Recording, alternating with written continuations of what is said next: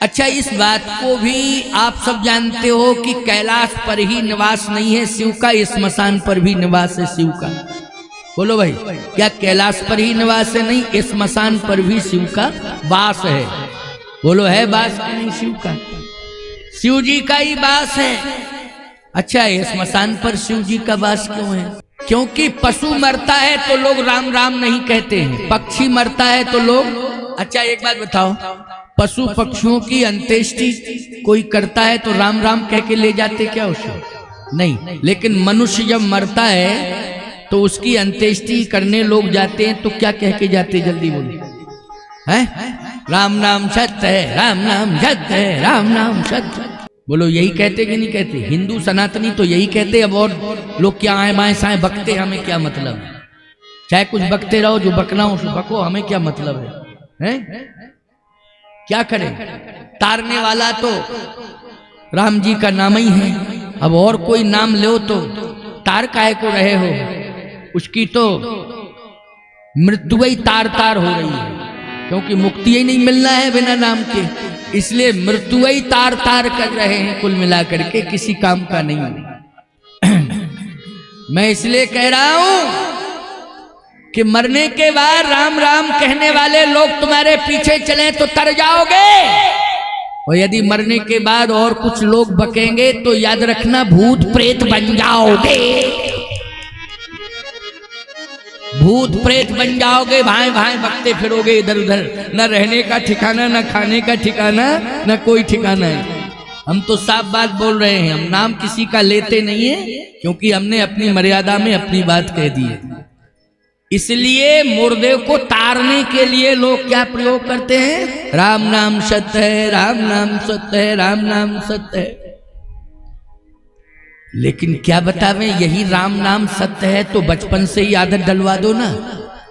वो स्वयं बोले राम राम राम राम राम राम, लेकिन क्या बतावें, बचपन में तो और कुछ बताया, जवानी में और कुछ सिखाया, लेकिन जब जीव मर गया तब कुछ और कुछ बताया। शिशुपन में सिखलाया कि धरा धाम सत्य है। शिशुपन में सिखलाया कि धरा धाम सत्य है। मानी बचपन में सिखाया, बेटा ये तुम्हारा घर है, ये तुम्हारा घर है, ये तुम्हारा घर है। धरा धाम सत्य है मानी घर है, ये तुम्हारा घर है, ये तुम्हारा घर है, ये तुम्हारा घर है। फिर वो भी कहने लगा ये मेरा है, ये मेरा है, ये मेरा है, ये मेरा है। ये मेरा तेरा के चक्कर में फंसा दिया। बोलो, फंसा दिया कि नहीं फंसा दिया? शिशुपन में सिखलाया कि धरा धाम सत्य है। धरा मानी जमीन और धाम मानी घर। बोलो, धरा मानी क्या है? ये जमीन जायदाद, और धाम मानी क्या है? ये घर। यही सिखाया जाता है कि नहीं? शिशुपन में सिखलाया कि धरा धाम सत्य है, और यौवन में सिखलाया कि अर्थ काम सत्य है। काम करो, पैसा पैदा करो, यही सत्य है। बोलो, जवानी आई तो क्या बताया? काम करो, पैसा कमाओ, यही सत्य है। बोलो, यही हो रहा है कि नहीं हो रहा है? यही पढ़ाया जाता है, यही सिखाया जाता है, यही बताया जाता है। शिशुपन में सिखलाया कि धरा धाम सत्य है। ये जमीन बेटा तेरी है, ये मकान मैंने तेरे लिए बनवाया है, ये तेरा है, तेरा है, तेरा है। लेकिन जब बड़ा हुआ तो कहा अब घर से बाहर जा, कुछ काम कर, पैसा कमा, पैसा कमा।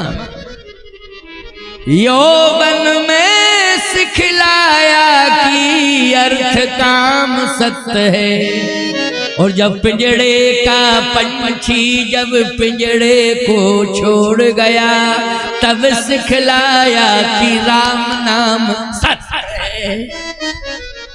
जब प्राण निकल गए तक राम नाम सत्य। अकड़ा मकड़ा पड़ा, बोले ही नहीं रहा है, अकड़ा मकड़ा। कुछ भी नहीं बोल रहा है। राम नाम सत्य है। नहीं नहीं, बच्चा पैदा हो, चाहे बेटी चाहे बेटा, तुलसी की हरी पत्ती की शलाग से शहद में मिला के राम लिख दो। उसकी जिह्वा पर क्या लिख दो? राम। राम से प्रेम हो जाएगा और शहद से मधुरता आ जाएगी वाणी में, कभी कटु शब्द नहीं बोलेगा। और याद रखना, तुलसी से उसका जीवन तुलसीदास बन जाएगा प्यारे। जैसे तुलसी को राम मिल गए, उसको भी राम मिल जाएंगे। अब इतना करने में क्या दिक्कत है बोलो भाई? क्या दिक्कत है? टॉनिक पिलाती हो, टॉनिक, पता नहीं कौन कौन से टॉनिक हैं, उसमें क्या मिला क्या नहीं मिला। बच्चे को शक्ति मिलेगी, शक्ति मिलेगी।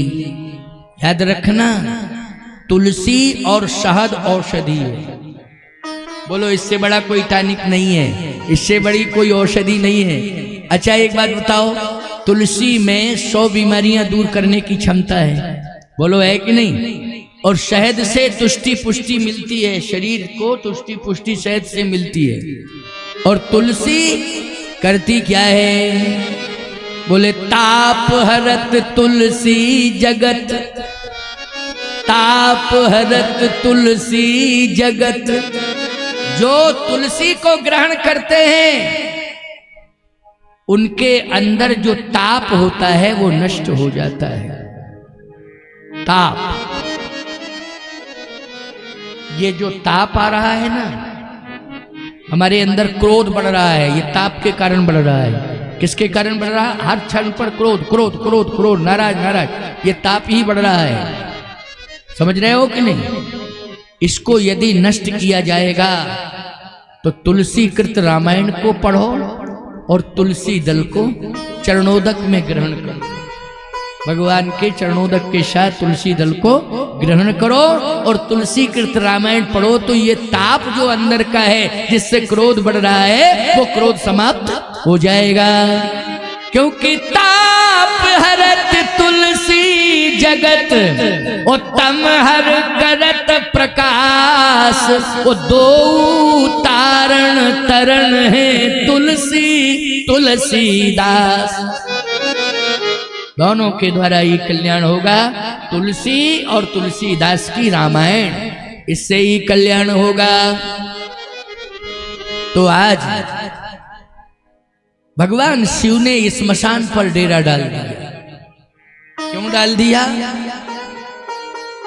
कि ये जो आ रहा है ना मुर्दा, इसको मैं रोम रोम में लगाऊंगा, इससे मैं जुड़ूंगा, इसे मैं अपने शरीर से जोड़ूंगा। राम राम राम राम राम राम राम राम कहते हुए लोग आ रहे हैं इसके पीछे। अगर ये प्राण नहीं त्यागता तो इतने लोग कैसे राम राम राम राम कहते हैं? सोचो जरा। क्योंकि आजकल देख रहे हो आप, किसी को फुर्सत नहीं है। लेकिन अगर कोई मर जाता है तो लोग कहते भैया चाहे जितने व्यस्त हों, लेकिन आज तो हम इसके साथ जाएंगे। यानी यहां तक जन्म जन्म का दुश्मन भी कोई होगा तो कहता भैया अब तो हम स्मशान तक जाएंगे। और जाएगा तो बोलो ईमानदारी से बताओ, राम राम राम राम कहते हुए जाएगा कि नहीं जाएगा? जितने जाएंगे, चाहे 100 जावे, 200 जावे, 500 जावे, बोलो भाई राम राम राम राम कहते हुए जाएंगे कि नहीं जाएंगे? जाएंगे। राम राम राम राम कहते हुए जाएंगे। भगवान शंकर ने कहा, हम देख रहे हैं संसार में कि ये व्यक्ति जा रहा है, ये इतना व्यस्त है कि कभी राम का नाम नहीं लेता है। ये व्यक्ति जा रहा है, इतना नास्तिक है कि कभी राम का नाम नहीं लेता है। देखो, ज्यादा व्यस्त लोग हैं वो नहीं लेते हैं, जो ज्यादा नास्तिक है वो नहीं लेते हैं राम का नाम।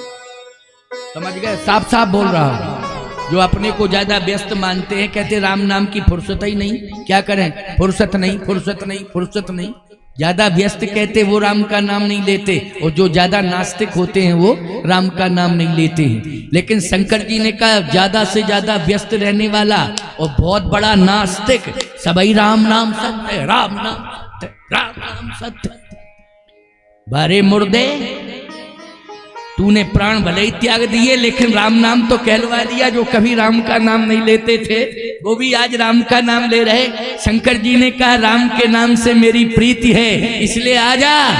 तू जैसे ही फूकेगा और बस जलने के बाद तेरी ताजी ताजी भस्म को हम पूरे शरीर में रोम रोम में लगाएंगे, क्योंकि तूने राम राम कहलवाया है, इसलिए रोम रोम में तेरी भस्म में लगाऊंगा। इसलिए शिव जी किसकी भस्म लगाते हैं? जल्दी बोलो। ताजे मुर्दे की भस्म लगाते हैं कि नहीं लगाते हैं? क्योंकि राम नाम के कारण। किसके कारण लगाते हैं? राम नाम के कारण। ये थोड़ी है कि भांग पी लेते हैं ज्यादा इसलिए लगाते हैं। गलत अर्थ मत लगाया करो। राम राम राम राम कहने से लगाते हैं बस। अच्छा, चाहे गोरा हो चाहे काला हो, व्यक्ति जब जलता है तो रंग एक सा हो जाता है जल के। क्यों भाई? काले गोरे का भेद समाप्त हो जाता है कि नहीं हो जाता है? एक रंग होता है। और भस्म का रंग बोलो ईमानदारी से, जैसे आकाश का रंग है वैसा ही भस्म का रंग है। बोलो है कि नहीं? वैसे ही भस्म का रंग है जैसे आकाश का रंग है। अच्छा भैया, कपड़ा हरा है, कपड़ा नीला है, कपड़ा लाल है, कपड़ा पीला है, कपड़ा सफेद है, लेकिन इसको जला दो तो रंग एक है। क्यों भाई? अनेक कपड़ों के रंग होते हैं, लेकिन उन अनेक रंग वाले कपड़ों को जला दो तो रंग एक होता है। बोलो हो जाता है कि नहीं? भस्म हो जाता है। कहते नहीं कि सारे कपड़े जल के भस्म हो गए, मकान जल के भस्म हो गया, शरीर जल के भस्म हो गया। बोलो भस्म। तो भस्म, और शिव जी किसको लपेटते हैं? भस्म को। और भस्म के अनेक रंग नहीं होते हैं, भस्म का एक ही रंग होता है। और जो भस्म का रंग है वही परमात्मा ब्रह्म का रंग है। बोलो भाई, वही ब्रह्म का रंग है। नील सरोरुह नील मणि, बोलो वही रंग है कि नहीं? नील सरोरुह नील मणि, नील नीलधर श्याम, श्याम रंग है। लाजय तन शोभा निरख, कोटि कोटि शतका। प्यारे, नेत्रों में ज्योति है, यही ज्योति परमात्मा है। लेकिन जिस नेत्र के भाग में ज्योति है, ईमानदारी से बताओ वो भाग श्याम है, काला है कि सफेद है? जल्दी बोलो।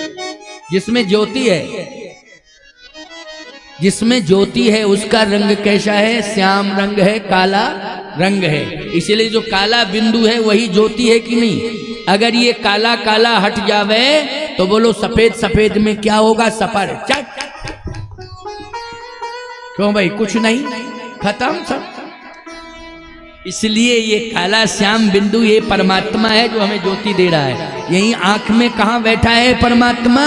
इस श्याम बिंदु में ही घनश्याम बैठा हुआ है। बोलो श्याम बिंदु में कौन बैठा है? घनश्याम बैठा हुआ है। इसलिए याद रखना, डरना हम किसी को गलत दृष्टि से ना देखें, क्योंकि इसमें परमात्मा बैठा है। कोप भाजन बन जाओगे तुम। बोलो भाई, क्या बन जाओगे? उस घनश्याम के कोप भाजन बन जाओगे अगर गलत दृष्टि से देखोगे। इसलिए जो गलत दृष्टि से देखते हैं, रावण ने गलत दृष्टि से देखा तो भगवान ने कहा रहा न कुल रोवन हारा, हम तेरे वंश को ही नहीं छोड़ेंगे। क्योंकि तूने बहन बेटियों पर गलत निगाह रखी, दूसरे के धन पर तूने गलत निगाह रखी है, इसलिए हम तेरे वंश को नष्ट कर देंगे। लोग कहते हैं कौन हमें देख रहा है? आंख में बैठा हुआ परमात्मा तुम्हें देख रहा है। बोलो देख रहा है कि नहीं देख रही? डरना चाहिए, गलत काम करने से डरना चाहिए, गलत दृष्टि से कभी किसी को देखना नहीं चाहिए। तो आइए सुनिए, भगवान प्रकट हो रहे हैं। नील सरोरुह नील मणि, नील नीरधर श्याम, लाजय तन शोभा निरख, कोटि कोटि शत का। महाराज मनु से कहा कि अब दर्शन कर लो। कोई बात नहीं, 5:30 बजे जन्म करा देंगे, क्योंकि क्या बताएं, टाइम हो ही जाता है, ये जन्म की कथा है, इसलिए भंडारा 5:30 बजे हो जाएगा। क्यों महाराज, कोई ऐसी बात तो नहीं है? हाँ, क्योंकि कथा में आनंद ले रहे हो ना। भंडारा तो देखो भाई, हम चले जाएंगे तो कथा चली जाएगी, भंडारा कहीं नहीं जाएगा। वो तो यार बना है तुम्हारे लिए, रखा ही है, पत्तल पड़ेगी आ जाएगा है? लेकिन हम रहेंगे तभी तक कथा सुनते रहोगे, है ना। इसलिए ध्यान रखना, आनंद से सुनो। बस जन्म होने ही वाला है, मनु के सामने प्रकट हुआ, यही मनु दशरथ बनेंगे।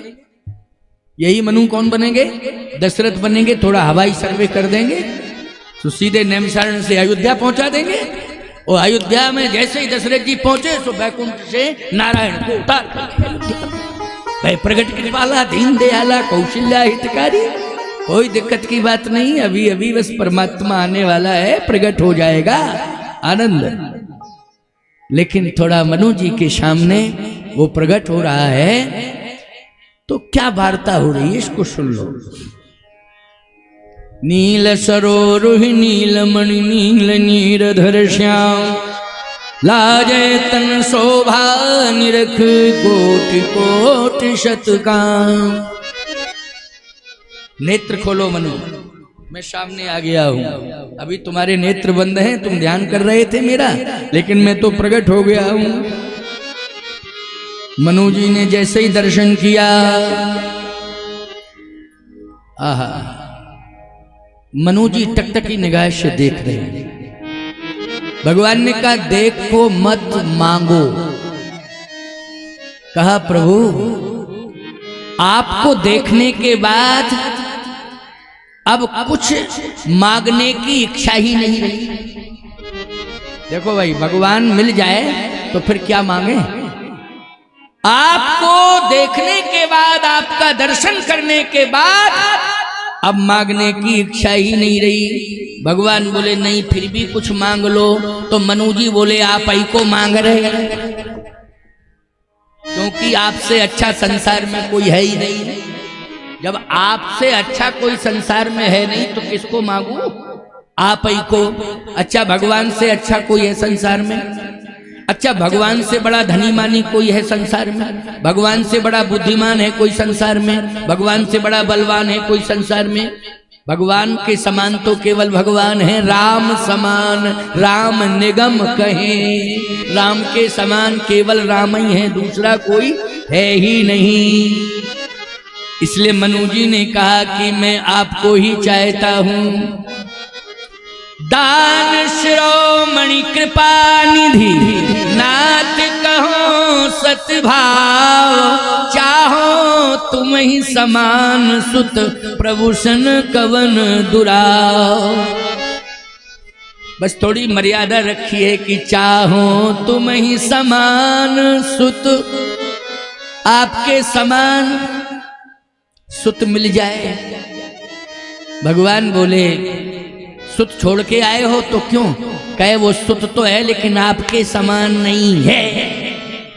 क्यों भाई, है तो सुत ही, लेकिन चाहो तुम ही समान सुत। अब आप ही बताओ, जिस सुत को छोड़ के मैं आया हूं आपके समान है, या आपके समान कोई हो तो उसे दे दो। भगवान बोले मेरे समान तो जिसे छोड़ के आए हो वो भी नहीं है, और मेरे समान और कोई दूसरा भी नहीं है।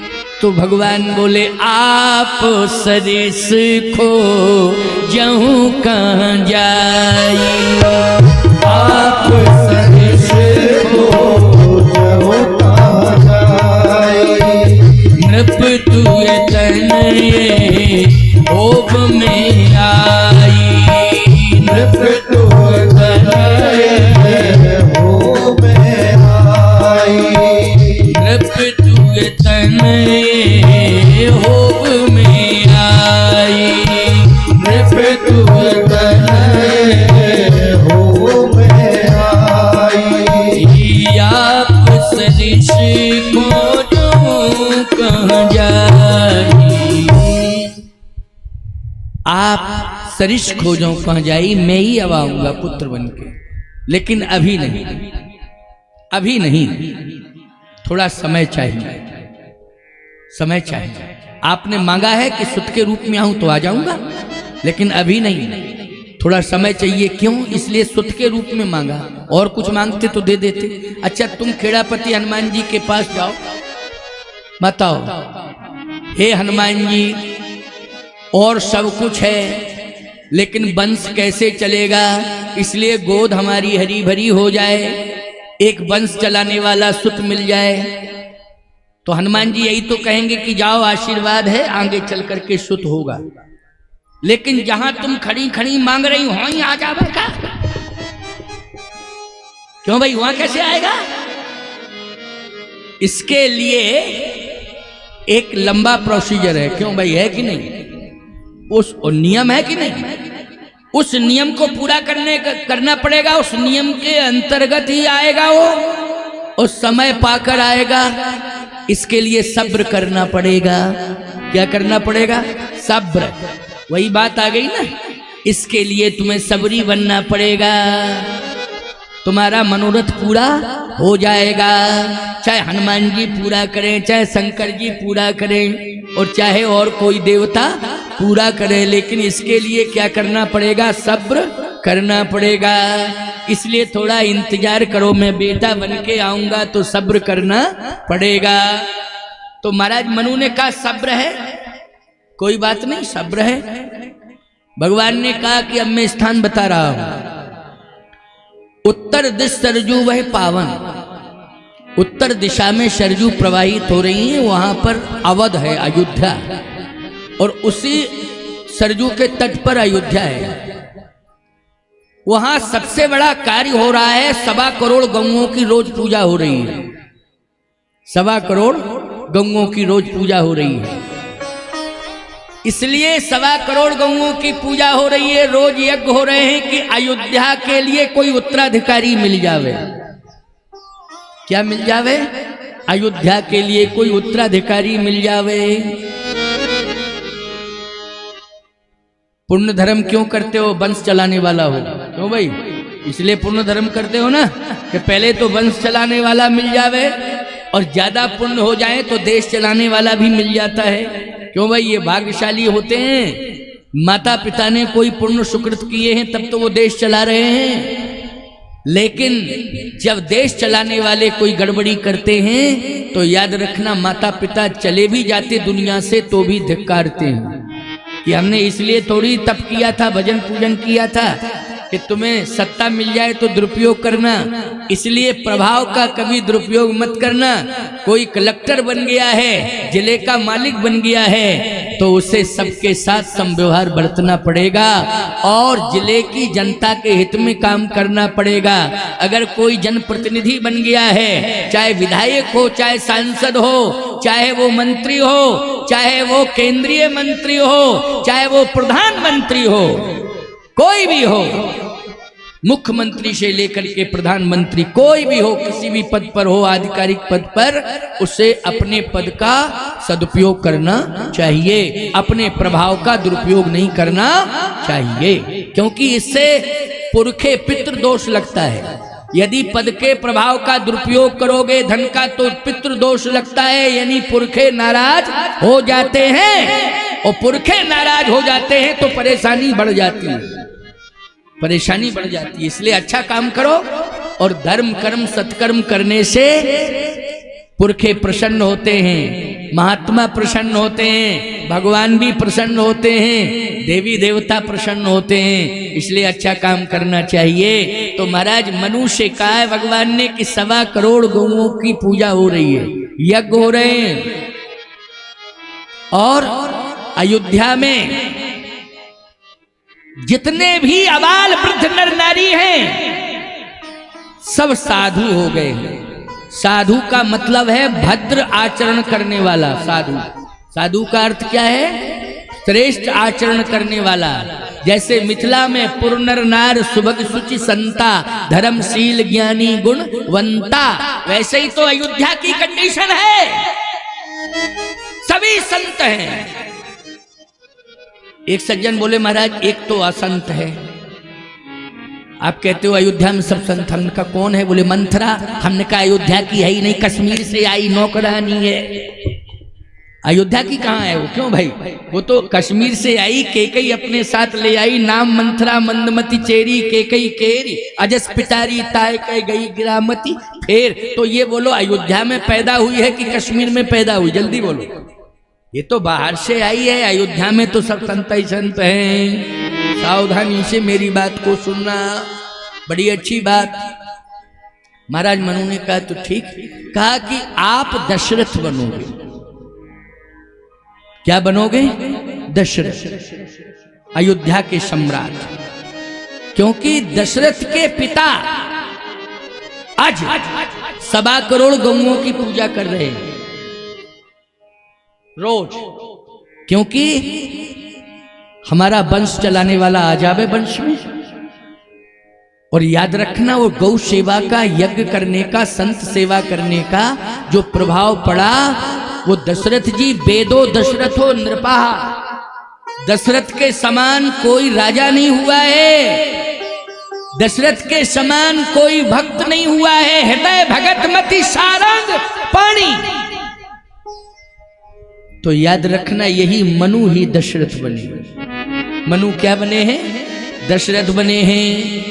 लेकिन उस भूमि पर भेजा गया है जहां महाराज आज दशरथ के पिता महाराज आज यज्ञ करते हैं, संतों की सेवा करते हैं, 1.25 करोड़ गौओं का पूजन करते हैं और निरंतर भगवत भक्ति में लीन रहते हैं। सदाचार, चारों तरफ सदाचार ही सदाचार है। अनाचार कहीं दिखाई भी नहीं दे रहा है, दूर दूर तक दिखाई नहीं दे रहा। सदाचार ही सदाचार दिखाई दे रहा है। तो याद रखना, जहां सदाचार होता है वहीं परमात्मा का अवतार होता है। समझ रहे हो ना? वहीं परमात्मा का अवतार होता है। परित्राणाय साधूनाम विनाशाय च दुष्कृताम धर्म संस्थापनार्थाय संभवामि युगे युगे। जाओ एव मस्तु कह दिया भगवान ने, आप दशरथ बनोगे, मैं पुत्र बन के आऊंगा। वही महाराज मनु क्या बने? अज के यहाँ बेटा बन के आए, उनका नाम पड़ गया दशरथ। अज के बेटा कौन हुए हैं? महाराज दशरथ। और दशरथ के पुत्र कौन हुए हैं? राम, जिनका अवतार होने। दशरथ वेदो दशरथो नृपा। वेद के 3 मार्ग हैं, ज्ञान मार्ग, कर्म मार्ग, उपासना मार्ग। इसलिए ये 3 महारानियां, 3 मार्ग, इनका वर्ण वेद ने किया है, ज्ञान मार्ग, कर्म मार्ग और उपासना मार्ग। इसलिए कौशल्यादि नार प्रिय सव्याचरण पुनीत, पति अनुकूल प्रेम दृढ़ हरिपद कमल विनीत। लेकिन 60,000 साल के हो गए दशरथ जी, लेकिन जो वरदान मिला था वो साकार नहीं हो रहा है कि मैं पुत्र बन के आऊंगा। तो फिर एक दिन सोचा कि उसने ये भी तो कहा था कि सब्र करो, सब्र करो, सब्र करो। क्यों भाई? कहा था ना कि सब्र करो, सब्र करो, सब्र करो। तो महाराज मनु ने कहा कितना सब्र? महाराज दशरथ ने कहा, क्योंकि मनु ही दशरथ बन गए, तो महाराज दशरथ ने कहा कि कितना सब्र करूं, 60,000 साल का हो गया, अब कितना सब्र करूं? सब्र करने की भी सीमा होती है। अब मेरा सब्र टूट रहा है, क्योंकि मैं 60,000 साल का हो गया हूं। एक बार भूपति मन माही, भई गलानी मोरे सुतनाई। 60,000 साल का हो गया हूं, कितना सब्र करूं? गिलानी उत्पन्न हो गई, और जब गिलानी होती है तो सब्र का बांध टूट जाता है। बोलो, जब गिलानी होती है तो सब्र का बांध टूट जाता है। आज दशरथ जी के सब्र का बांध टूट गया। लेकिन याद रखना, दशरथ जी के हृदय में भक्ति है। जब भक्त का सब्र का बांध टूटता है, भगवान नहीं मिलता है, तो वो गुरुदेव के पास जाता है। अब आप ही उपाय बताइए कि भगवान कैसे मिलेगा। तो ये सत्य है कि बिना गुरु के भगवान मिलता नहीं है, चाहे जितनी कोशिश कर लो, बिना गुरु के भगवान नहीं मिलता है। इसलिए गुरु के पास जाएं और कहें, तभी भगवान मिले। इसलिए गुरु ग्रह गए तुरंत महिपाला, और चरण लागी करी विनय विशाला, और निज दुख सुख सब गुरु ही सुनायो, और तब वशिष्ठ बहु विधि समझायो। धरहु धीर सब्र करो सब्र करो सब्र। बोलो धरो धीर का अर्थ क्या हुआ? सब्र करो सब्र करो सब्र करो। गुरुजी ने भी यही बताया मंत्र के नहीं, धरहु धीर मानी सब्र करो सब्र करो सब्र करो। पर्यायवाची हो गया कि नहीं? बोलो भाई, तुम लोग पढ़े लिखे लोग हो। धरहु धीर हुई है सुतचारी, त्रिभुवन विदित भगति भयहारी। सब्र का फल मीठा होता है, इसलिए अर्थ धर्म का मोक्ष चारों फल तुम्हें सब्र करने से प्राप्त होंगे। अर्थ धर्म काम और मोक्ष। धरहु धीर हुई है सुतचारी। कहे महाराज इतना सब्र तो किया, 60,000 साल हो गए, लेकिन सब्र तो किया ही है, लेकिन अभी भी नहीं आ रहा। और आप अब 60,000 साल के बाद करें सब्र करो सब्र करो सब्र करो, तो फिर अंतिम श्वास निकलेगी मेरी, कब तक सब्र करें? कहा वो परमात्मा आएगा ना, अवस्था से कोई मतलब नहीं, आस्था से है। अंतिम श्वास निकलने के पहले भी आ सकता है, लेकिन सब्र करना पड़ेगा। महाराज जी अब सब्र का बांध टूट गया गुरुदेव भगवान, अब तो क्षमता नहीं रही धीरज धारण करने की। आ क्यों नहीं रहा? कैसे आएगा? कहे देखो भाई वो उतरता है, वो पैदा तो होता नहीं है। उतरने का इंतजाम हो तब ना उतरे। जैसे हेलीकॉप्टर को उतरना हो, ईमानदारी के साथ बताओ, हेलीकॉप्टर जब उतरने का तुम हेलीपैड बना दोगे तब उतरेगा वो? बोलो भाई। और मड़राता रहेगा, जब हेलीपैड नहीं होगा तो चला जाएगा सीधा। कहां उतरे? वो यज्ञ की भूमि पर उतरता है।